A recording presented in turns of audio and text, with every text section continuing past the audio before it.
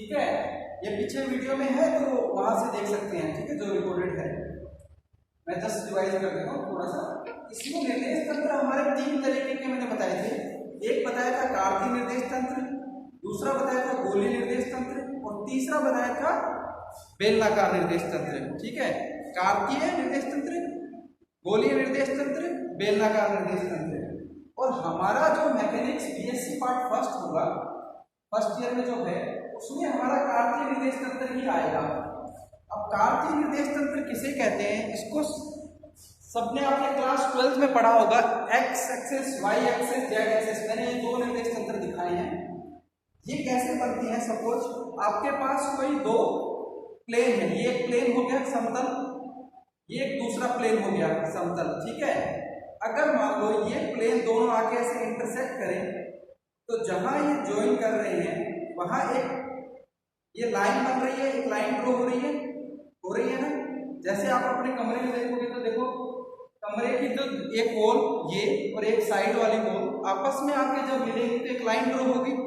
ऐसे ही आपका जो नीचे का ग्राउंड फ्लोर है, ग्राउंड फ्लोर इस वॉल से आके मिलेगा तो एक लाइन ड्रॉ होगी। ये ग्राउंड फ्लोर दूसरी वॉल से जब मिलता है तो एक और लाइन ड्रॉ होगी। तो कितनी लाइन ड्रॉ हुई, 3 लाइन ड्रॉ हुई। इसको और समझने के लिए देखो थोड़ा सा, मैं कुछ लाया हूं आज। देखो ये बॉक्स दिखाई दे रहा है बेटा, साफ आ रहा है कैमरे में पूनम? तो देखो अभी यहां ध्यान से देखो, इसके अंदर ये जो एक नीचे का बॉटम हमारा क्या था, एक सरफेस है। ये सरफेस मिले तो यहाँ पे एक लाइन बनी, जिसको मैंने ब्लू कलर से यहाँ दिखाया है। देखो ये ब्लू कलर।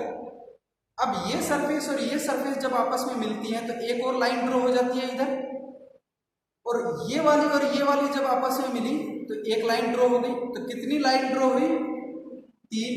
अब देखो इस समतल के साथ कितने डिग्री का कोण बन रहा है, 90। इसका इसके साथ 90, इसका इसके साथ 90। तो कार्तीय निर्देश तंत्र क्या हुए, जब 3 समतल आपस में 90 डिग्री पर क्या करते हैं, प्रतिच्छेदित करते हैं, तो 3 परपेंडिकुलर लंबवत रेखाओं का क्या होता है, निर्माण होता है। उन 3 लंबवत रेखाओं से बने निर्देश तंत्र को हम क्या कहते हैं, कार्तीय निर्देश तंत्र कहते हैं। ठीक है, जो मैंने यहां दिखाया है। ठीक है, अब देखो कार्तीय निर्देश तंत्र भी 2 तरीके के होते हैं। एक होता है राइट हैंडेड दक्षिणावर्ती निर्देश तंत्र, दूसरा होता है वामावर्ती निर्देश तंत्र। ठीक है, अब इनको दक्षिणावर्ती और वामावर्ती क्यों बोला, इसका इंग्लिश में नाम याद जरूर रखना, राइट हैंडेड और लेफ्ट हैंडेड। मैंने पिछली क्लास में बताया था। तो इसके लिए आप क्या करो, देखो एक्स एक्सिस की तरफ अपनी क्या रखो, फिंगर करो राइट हैंड की, और वाई एक्सिस की तरफ इनको मूव कराओ। तो आपका जो थंब होगा वो जिस दिशा को इंगित करेगा, अगर वो जेड होगी तो उसे आप क्या बोलोगे, दक्षिणावर्ती निर्देश तंत्र। ठीक है, इसी प्रकार लेफ्ट हैंडेड के अंदर क्या इसमें रिकॉर्डिंग हो रही है दूसरे वाले। तो देखो इसके अंदर एक्स से अगर वाई की तरफ अब राइट की जगह अपना लेफ्ट हैंड लोगे और उसको कर्ल करो, फिंगर की तरफ को एक्स डायरेक्शन में लेना। कौन सा हैंड है, लेफ्ट, ये लेफ्ट है। ठीक है, इसको घुमाओ एक्स से वाई की तरफ, तो जेड अंदर की तरफ, सॉरी थंब जो हमारा किधर पॉइंट आउट किया, इनसाइड, तो वो होगा हमारा जेड एक्सिस। अगर ऐसा कोई निर्देश तंत्र हो तो उसको हम क्या बोलेंगे, वामावर्ती निर्देश तंत्र है। ठीक है, और हमारी क्लास के अंदर जो भी प्रॉब्लम होगी उसके लिए हम ये राइट हैंडेड सिस्टम को ही काम में लेंगे ज्यादातर। राइट हैंडेड मतलब हमारा दक्षिणावर्ती निर्देश तंत्र। ठीक है, वामावर्ती को सामान्यतः हम काम में नहीं लेते हैं। ठीक है, अब देखो यहां तक मैंने पढ़ा दिया था, और आगे क्या बता दिया था, एक और, अब अगर किसी पार्टिकल है, कोई भी कण है हमारा स्पेस में, उसकी स्थिति को क्या करना है, हमें निर्देशित करना है। किसी कण की स्थिति को हमें क्या करना है, निर्देशित करना है। तो मान लो ये एक यहाँ पे बिंदु P है, इसको आप बताना चाहते हो इसकी स्थिति, यह बिंदु P कहां पर है। तो इसके लिए हम क्या करेंगे, एक मूल बिंदु होता है। मूल बिंदु किसे बोलते हैं, जहां पर ये तीनों एक्सेस एक्स वाई जेड जो 3 रेखाएं आपस में जिस बिंदु पर काटती हैं इसको बोलते हैं प्रतिच्छेदित करती है हिंदी में, इंग्लिश में इंटरसेक्ट। उस बिंदु O को हम क्या बोलते हैं? मूल बिंदु। अब इस मूल बिंदु से इस P बिंदु तक अगर आप एक सीधी रेखा खींचेंगे, ठीक है, तो ये जो सीधी रेखा है और इसके अंतिम बिंदु पर आप एक तीर का निशान लगाएंगे तो इसको आप बोलते हैं स्थिति सदिश, और इसको हम R वेक्टर से दिखाते हैं। इसका सिंबल R वेक्टर होता है। ये सब मैंने बता दिया था पिछली कक्षा में। इसको हम OP सदिश इक्वल टू R सदिश से बताते हैं, ठीक है। इसको देखो समझने के लिए कैसे, जैसे आपका पंखा है, रूम में सबने देखा होगा पंखा है, तो पंखे की स्थिति को आपको बताना है कहां से मूल बिंदु से। मान लो ये पंखा, इसमें देखिए यहाँ पे मानो हमारा एक फैन है या कुछ पार्टिकल है, उसको बताना है। तो ये जो बिंदु हुआ यहाँ जहाँ ये कट रही है उसको हमने क्या बोला? मूल बिंदु। तो मूल बिंदु से देखो एक सीधी रेखा खींच दी ऐसे, ये जो रेखा बनी इसको बोलते हैं हम क्या? स्थिति सदिश, ठीक है, जो मैंने यहाँ R लिखाया है, ठीक है। और इसके ऊपर जो एरो का निशान होगा तीर, ये क्या बताता है? इस बिंदु की दिशा। कहां से? मूल बिंदु से। मूल बिंदु से क्या बताता है? इसकी दिशा। तो ये हो गया था हमारा पहला मेथड, स्थिति सदिश के द्वारा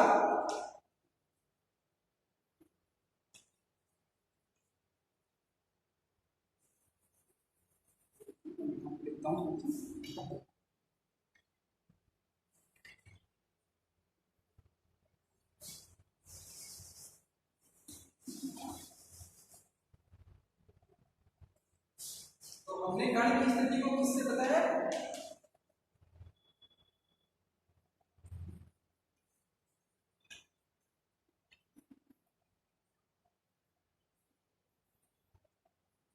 स्थिति सदिश के द्वारा। ये था हमारा पहला टॉपिक। इसको बोलते हैं बाय पोजीशन वेक्टर। पार्टिकल की स्थिति को हमने किसके बताया? स्थिति सदिश के द्वारा, ठीक है। अब दूसरा एक और तरीका होता है, उसको हम बोलते हैं निर्देशांकों के द्वारा। अब लिखो, अब नोटबुक डालो अपना।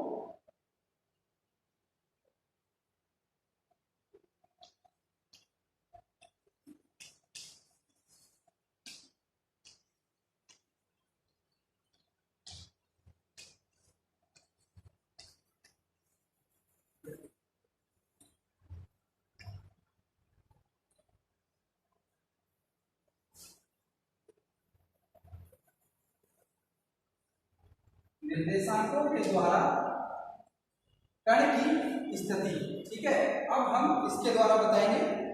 पिछले टॉपिक में हमने स्थिति सदिश के द्वारा बता दिया था, ठीक है। तो देखो हमारा पार्टिकल P वही है, ठीक है, उसकी स्थिति सदिश यहाँ पे P बिंदु बना था हमारा, ठीक है। अभी ये डायग्राम मत बनाना। इसकी स्थिति हमें किसके द्वारा बनानी है? निर्देशांकों के द्वारा। अब निर्देशांक क्या होते हैं किसी चीज के, बता सकते हैं कोई? पूनम, निर्देशांक क्या होते हैं पता है बेटा? किसी बिंदु के निर्देशांक क्या होते हैं? धीरज, नहीं पता? मैं बताऊंगा। सुन रही हो तुम? हो ना क्लास में पूनम? हेलो,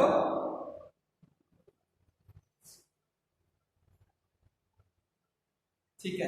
निर्देशांकों के द्वारा हम बताते हैं क्या होता है।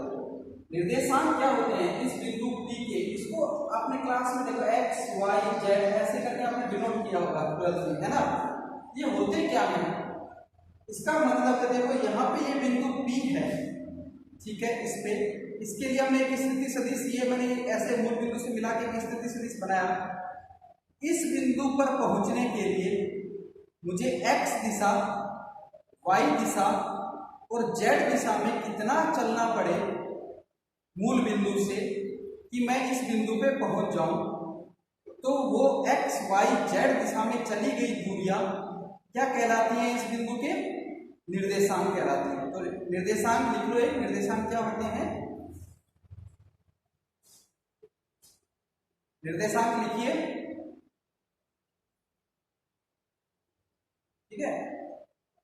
मूल बिंदु O से किसी कण की स्थिति P तक पहुंचने के लिए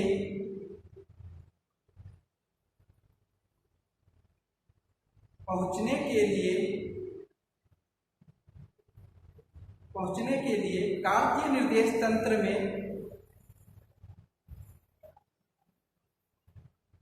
x दिशा, y दिशा व z दिशा में चली गई दूरियों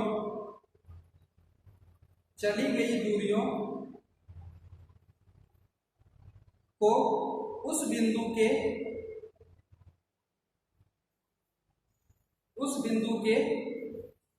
क्या कहते हैं, निर्देशांक कहते हैं। ठीक है, देखो अब देखो इस बिंदु पर पहुंचना है, इसको समझने के लिए देखो इधर से O से चले x में, ठीक है, यहां पहुंच के फिर z में चले, फिर इधर चले y में, तो हम पहुंच गए, है ना, इस बिंदु तक।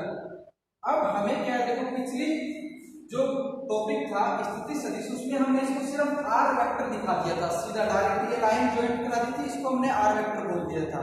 इसकी जो लंबाई होगी उसको परिमाण और एरो उसकी दिशा बता दी थी। अब हमें क्या रिलेशन निकालना है, ये r और ये जो x y z, इन तीनों को इस r के साथ कैसे संबंधित किया जाए, वो हम इस टॉपिक में क्या करेंगे, ड्राइव करेंगे। ठीक है, इसको ड्राइव करने के लिए आप देखो, अब हम इसके लिए क्या करते हैं, सबसे पहले ये जो P बिंदु है यहाँ पे, जो इसका एंड है दिखाई दे रहा है, यहां से एक लंब सीधा कहां डालते हैं, इस तल पे। ठीक है, तो देखो ये ऐसे डालोगे तो एक ऐसी लाइन बनेगी सीधी, एक लंब इस दूसरे प्लेन पे डालते हैं सीधी, ठीक है, एक लंब इधर डालेंगे सीधी इस बिंदु से। ठीक है, तो तीन लाइन ड्रॉ होगी, एक इधर एक इधर एक इधर, अभी मैं उसको डायग्राम पे बनाऊंगा, तो तीन लाइन हो जाएंगी। इनके जरिए हम x दिशा में, y दिशा में, z दिशा में कितनी दूरियां चली गई वो निकालेंगे। ठीक है, तो देखो ये हमारा z था, इस फिगर को थोड़ा छोटा बनाते हैं, नहीं तो दिखेगा नहीं पूरा।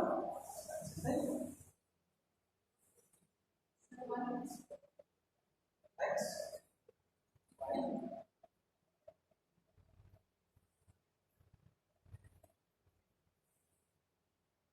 ये हुआ हमारा बिंदु P। तो यहां से एक लंब हमने कहां डाल दिया, ठीक है, दूसरा लंब हमने इस प्लेन में डाल दिया। ठीक है, तो देखो इसको डालने के बाद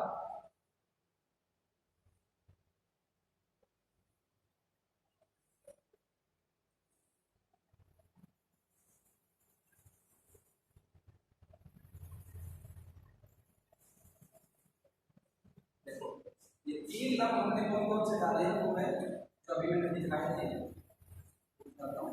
तो ये एक इधर आया इस तल पे, दूसरा इधर गया इस तल में, तीसरा हमें इस y और z से जो मिलके बना है उसमें डालना है। तो इससे ऐसे करके डालोगे, ये बन गया, ये एक लाइन बन गई। ठीक है, अब देखो ये जब यहां आया नीचे,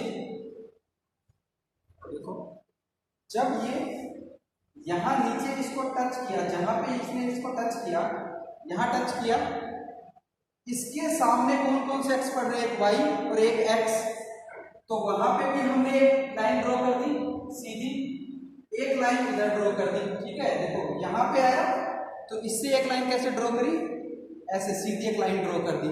ठीक है, एक लाइन इधर ड्रॉ कर दी, ऐसे अगर हम लाइन, ये आया इधर से एक लाइन ड्रॉ करी जिसने किसको कट किया, जेड एक्सेस को, तो ये लाइन आई सीधी, जब ये यहां आया, अगर इसको आप मिलाओगे तो ये आपकी इस एक्सेस को कट कर रही है ना, उसको कट किया।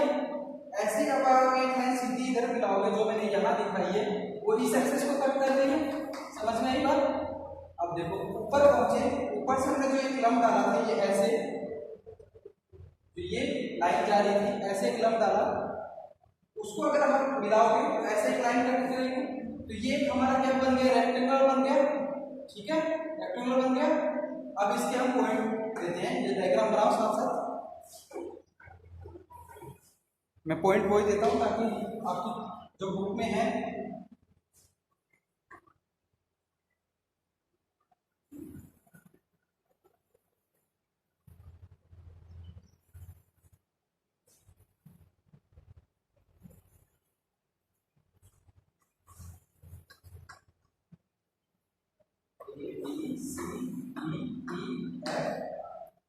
ये हमारा बिंदु था E।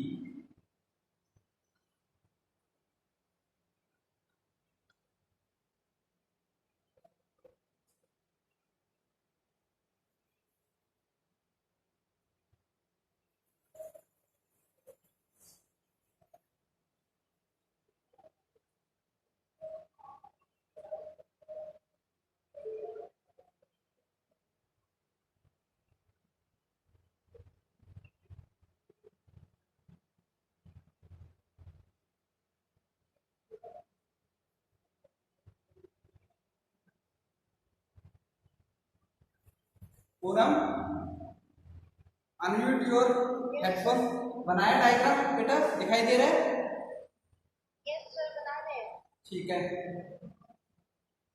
समझ में आ रहा है ना? Yes sir.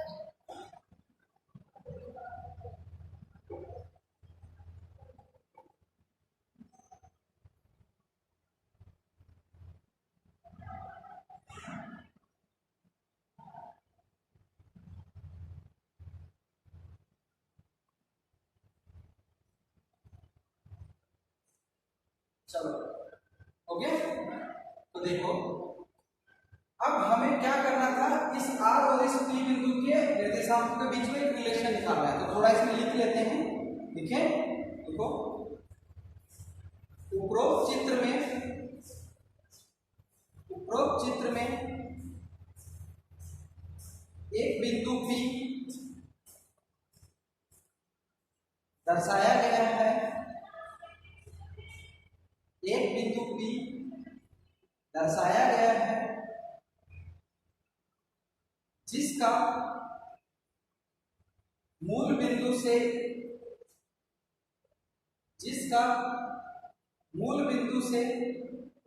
स्थिति सदिश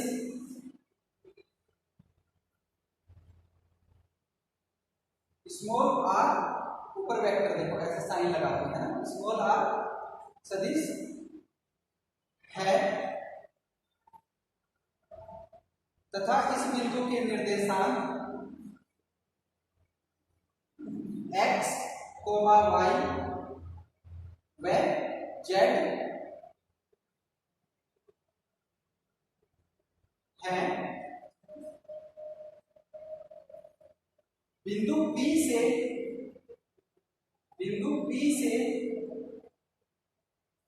देखा, बिंदु P से तीन लंब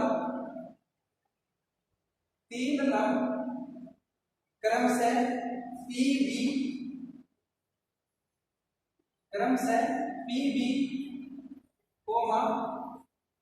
PD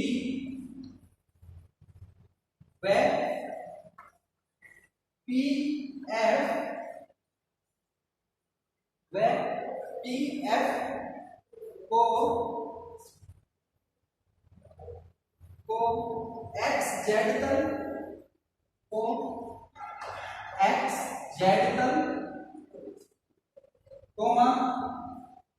XY तल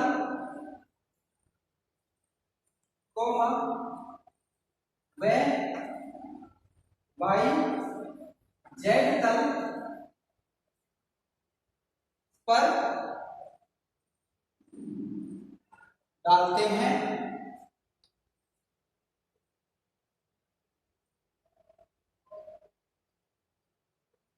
P बिंदु से डाला गया XZ पर तल XZ तल को बिंदु P पर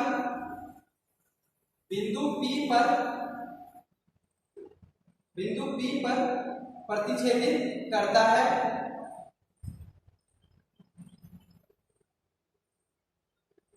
इस बिंदु बी से दो लंब क्रमशः एक्स व जेड अक्षों पर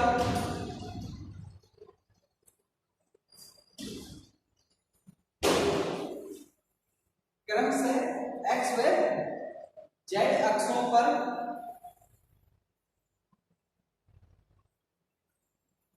डालते हैं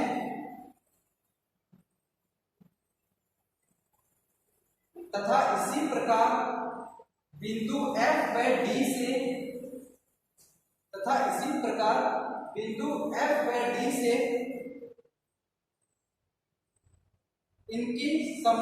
बिंदु F व D से इनके सम्मुख अक्षों पर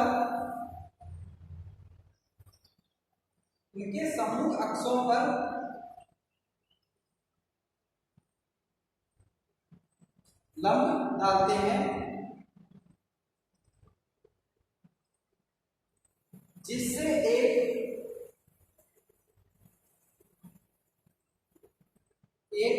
आयत का निर्माण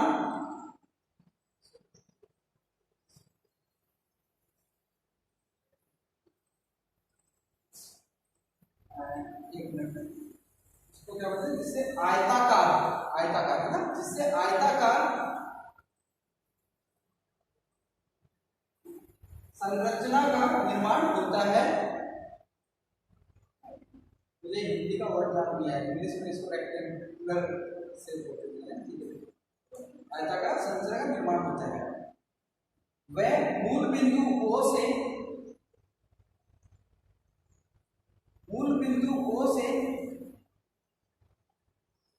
बिंदु B को मिलाते हैं, ठीक है। अभी हमारा देखो डायग्राम का काम कंप्लीट हो गया, मैं थोड़ी बहुत थ्योरी भी लिखी अच्छे से, ठीक है। तो देखो क्या किया हमने, जैसे मैंने बताया था, P से एक लंब डाला, किस पे, X और Y तल पे, है ना। 3 तल दिखाए थे मैंने अभी एक बॉक्स में, उस पे एक लंब डाल दिया, एक लंब इस पे डाला, एक लंब नीचे वाले पे डाला।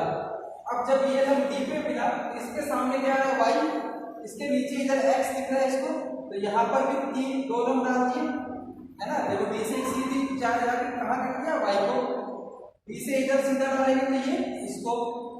अब बिंदु B से जो सामने दिख रहा है वो X दिख रहा है, इधर डाला वो इसको मिल गया, B से सीधा Z पे डाला वो यहाँ आके मिल गया, ऐसे सबको डाला तो ये क्या बन गया, रेक्टेंगुलर बन गया, है ना, रेक्टेंगुलर शेप बन गई, ठीक है। अब हमें क्या चाहिए, हमें इस P बिंदु के निर्देशांक x, y, z तथा इस स्थिति सदिश R में संबंध चाहिए।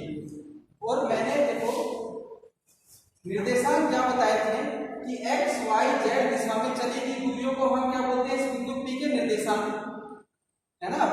तो हमें पहले निकालना है कि इस बिंदु P तक पहुंचने के लिए आपको x दिशा में कितना चला। देखो x दिशा में आप यहां तक गए बिंदु C तक, तो ये दूरी को मान लिया हमने, क्या होगा, ये x डिस्टेंस, ठीक है, ये x दिशा में चली।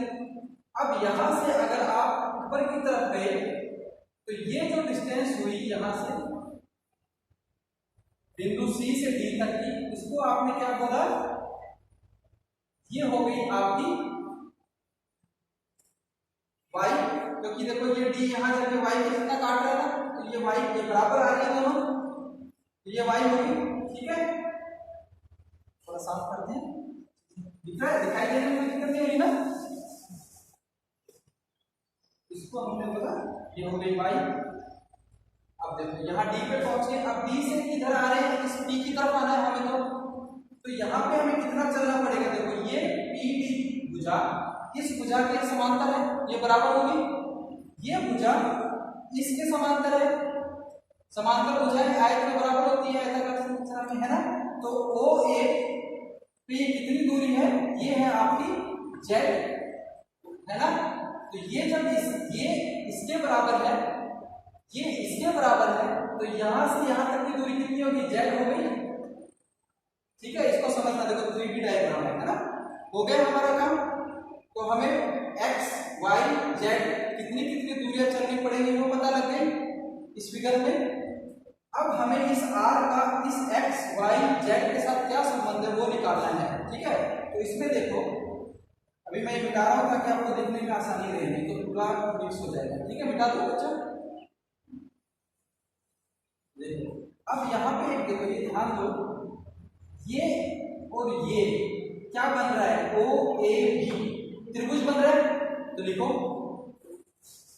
त्रिभुज ओ ए बी से, ठीक है, त्रिभुज ओ ए बी से।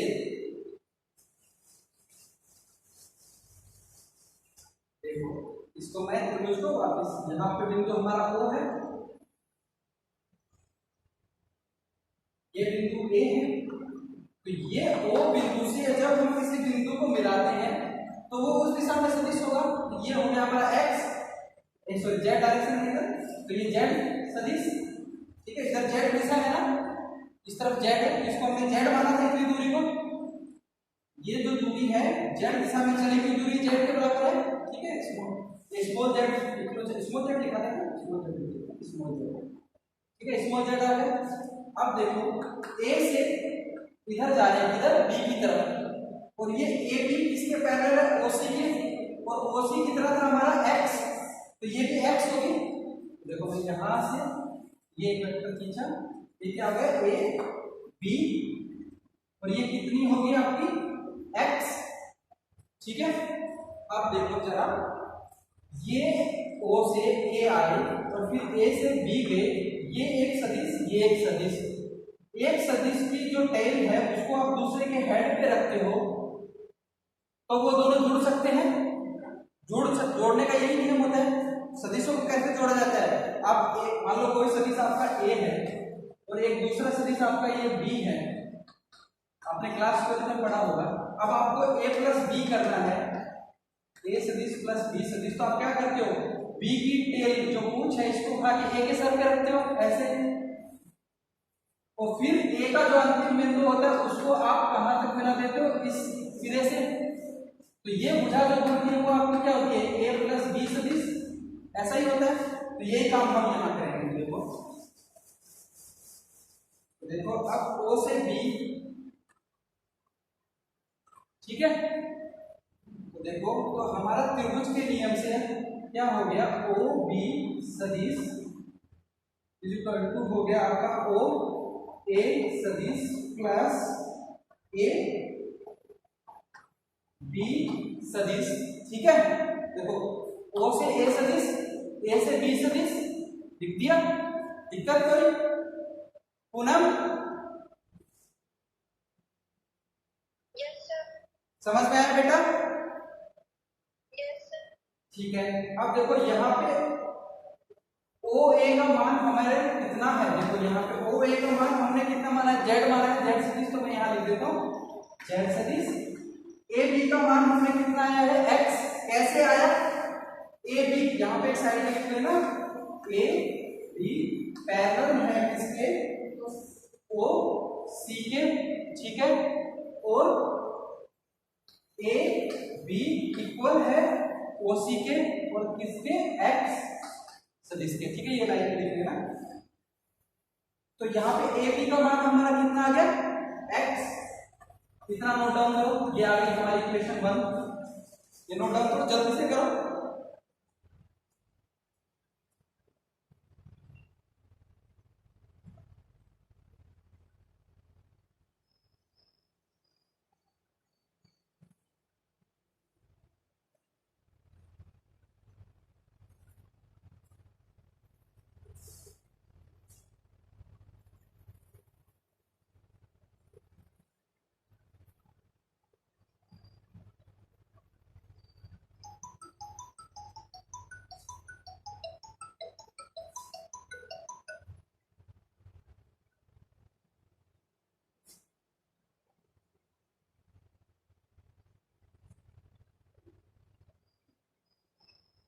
नोट डाउन करके बताना, पूरा नोट डाउन कर लिया बेटा?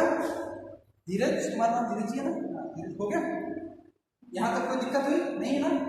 ठीक है। तो ये इक्वेशन एक आ गई, इसको मैं मिटा रहा हूँ डायग्राम को, ठीक है। देखो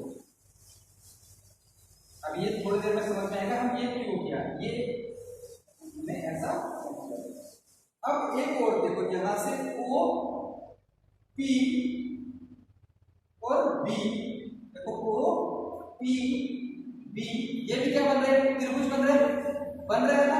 तो मैं यहां लिखो त्रिभुज, लिखते जाओ साथ साथ, ओ पी बी से,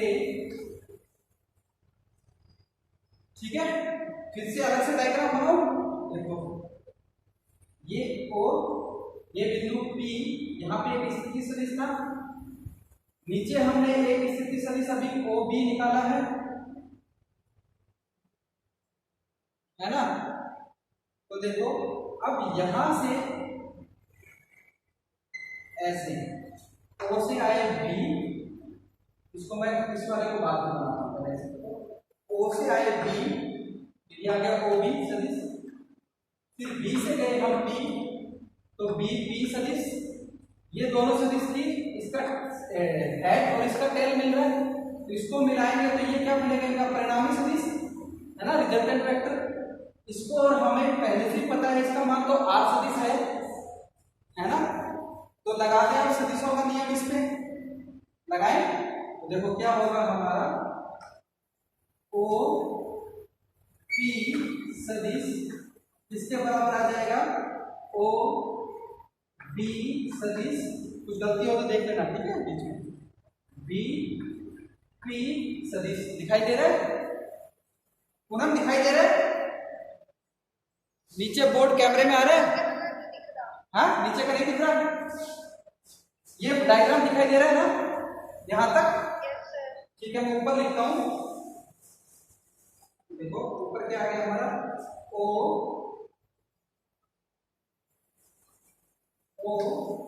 पी सदिश इसके बराबर होगा O B plus B P सदिश, है ना। दिखाई नहीं देता बेटा बोल दिया करो, है ना। ठीक है, ये आ गया, ठीक है। अब देखो ओपी सदिश का मान हमारे पास पता है, आर सदिश है, ओपी सदिश एक बार मैं ऐसा कैसे लिख लेता हूं, ठीक है, ओपी सदिश प्लस बी पी सदिश, ये बी और पी है, इसका मान हमें पता है। देखो बी पी का मान कैसे पता है, एक बार बी पी बी, इसको मैं ऐसे रहने तो मैं अलग से एक लाइन लिख देता हूं यहाँ, इक्वेशन 2, देखो भुजा, देखो भुजा बी पी पैरेलल है, ये बी पी किसके पैरेलल है, सी डी के, सी डी किसके पैरेलल है आपका, ओ ई के,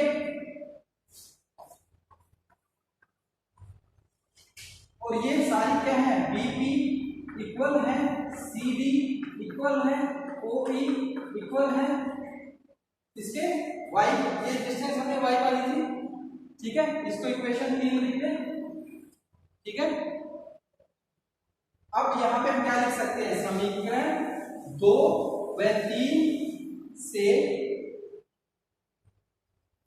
समीकरण 2 व 3 से ओबी व बीपी सदिश का मान, सॉरी समीकरण 1 व 3 से, समीकरण 1 व 3 से ओबी व बीपी सदिश का मान किसमें रखेंगे हम, समीकरण 2 में, ठीक है, 2 में रखेंगे। 2 हमारा क्या था, आर सदिश,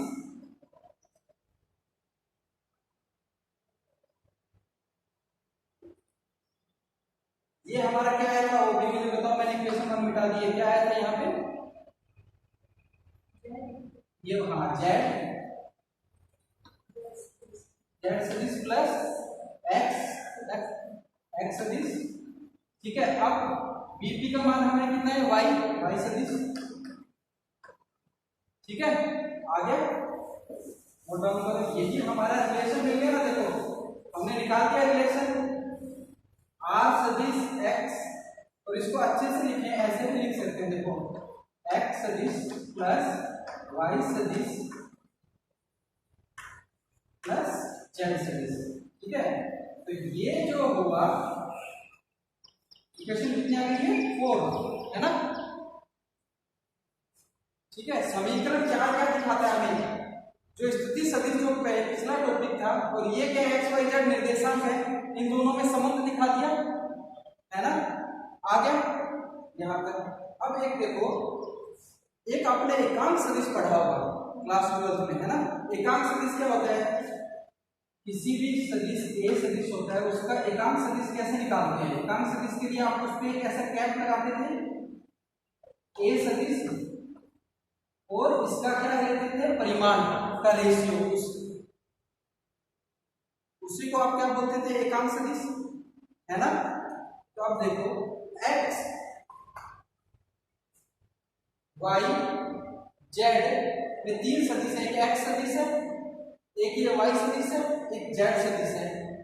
और हम जानते हैं एक्स वाई दिशा में एकांक सदिशों को हम किससे निरूपित करते हैं, आई कैप, जे कैप, के कैप। पता है या बताऊं डिटेल से, पता है ना। एकांक सदिश का परिमाण मतलब यूनिट, एक, मतलब अगर लेंथ में नाप रहे हो तो मान लो 1 मीटर चली गई दूरी, ठीक है।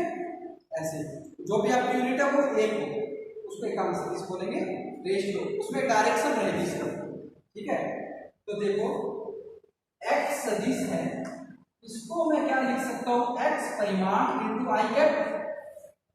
देखो क्योंकि आई कैप क्या होता था आपका, सदिश क्या होता है, सदिश बटे सदिश का परिमाण, यही होता है।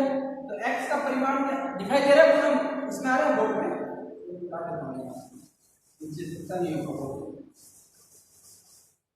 देखो एक्स सदिश को हम क्या लिख सकते हैं, एक्स इंटू आई कैप। कैसे लिख सकते हैं, क्योंकि देखो हमारा जो आई कैप होगा ये वेक्टर एक्स दिशा होगा और इसका परिमाण एक्स, है ना। इसीलिए हम एक्स सदिश को एक्स इंटू आई कैप लिख सकते हैं, है ना। इसी प्रकार वाई सदिश को हम क्या लिख सकते हैं, वाई इंटू जे कैप। इसी प्रकार जेड सदिश को हम क्या लिख सकते हैं, जेड इंटू के कैप लिख सकते हैं, ठीक है। इनको मैं इक्वेशन नंबर 5 दे दूं, ठीक है। समीकरण 5 को समीकरण 4 में रखने पर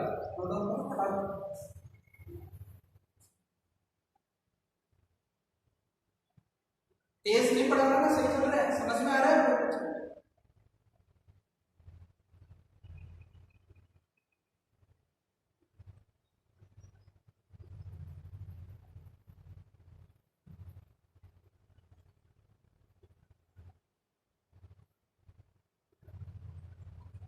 क्लियर। तो ये क्या आ जाएगा हमारा,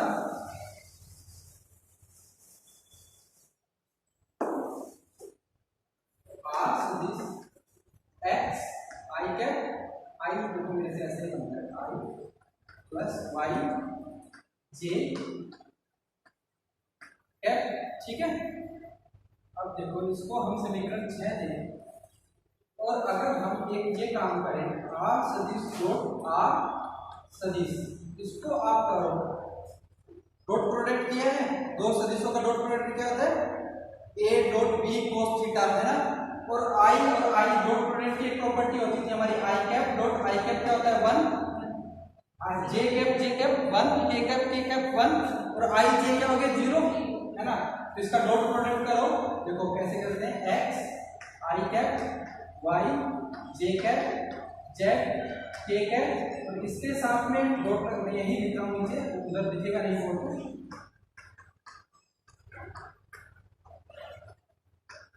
इसको गुणा करें तो देखो x जब इससे गुणा होगा तो x स्क्वायर आई 1, x जब y से गुणा होगा तो एक्स वाई, बट i और j क्या हो जाएंगे 0, है ना।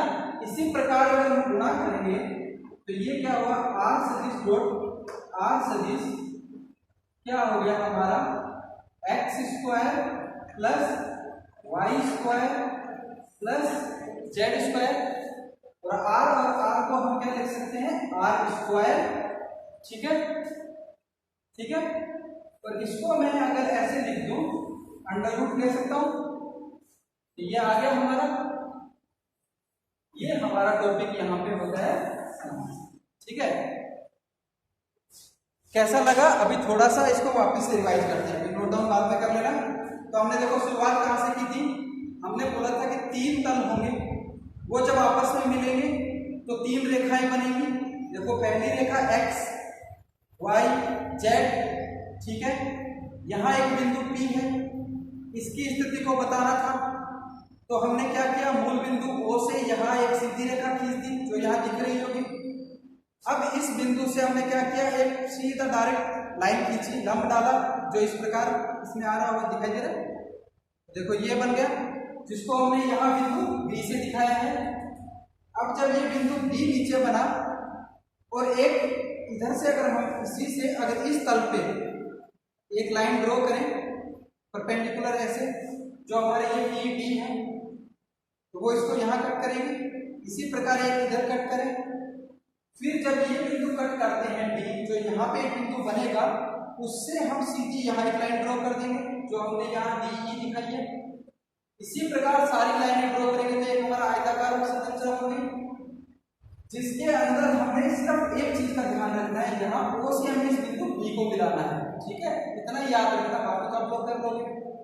और एक पहला त्रिभुज ये और दूसरा त्रिभुज ये, 2 त्रिभुज लेते हैं, हमारा सारा काम हो जाता है। पहले त्रिभुज से हमें क्या क्या मिल जाता है? Z व X में रिलेशन मिल जाता है। देखो 2 में क्यों मिला? क्योंकि यहाँ पर जब चल रहे हो आप, ये Z है और ये X है, तो आप 2 ही दिशा में चल रहे हो। इस तल पे तो सिर्फ X व Z चेंज हो रहा है, तो यहाँ पे आपको यहाँ पहुंचोगे बिंदु B पर जो इस तल में स्थित है, तो वो आपको X व Z में रिलेशन देगा। अब आपको Y चाहिए ऊपर की तरफ, तो आपको दूसरे एक और तल में चलना पड़ेगा, है ना? समझ में है? तो इसलिए हमने पहला त्रिभुज तो इस तल में लिया और ये फिर एक स्पेस में एक त्रिभुज लिया, है ना? 2 त्रिभुज से लिया और थोड़ा सा हमने क्या किया? वेक्टर एडिशन का काम में लिया, उससे हमारा काम हो गया और हमारा एक टॉपिक हो गया आसानी से। अभी इसमें कुछ क्वेश्चन है तो पूछो, मुझे कुछ मॉडिफाई करना है तो बताओ कि मैं कुछ तेज पढ़ा रहा हूँ या समझने में कुछ दिक्कत हो रही है दोनों को। हाँ पूनम, नीरज, दोनों सही है? समझ में है? ठीक है, समझ में है। आज तुमने बहुत अच्छे नोट्स बनाए, तो वो भी आज खींच के एक बार भेज देना, ठीक है?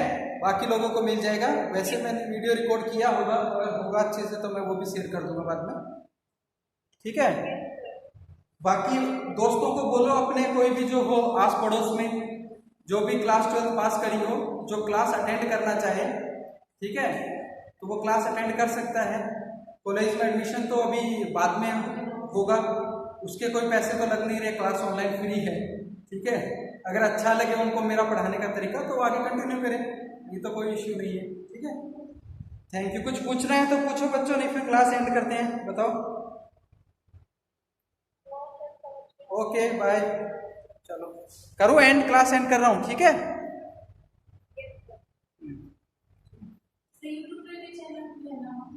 हाँ एक बनाया तो था,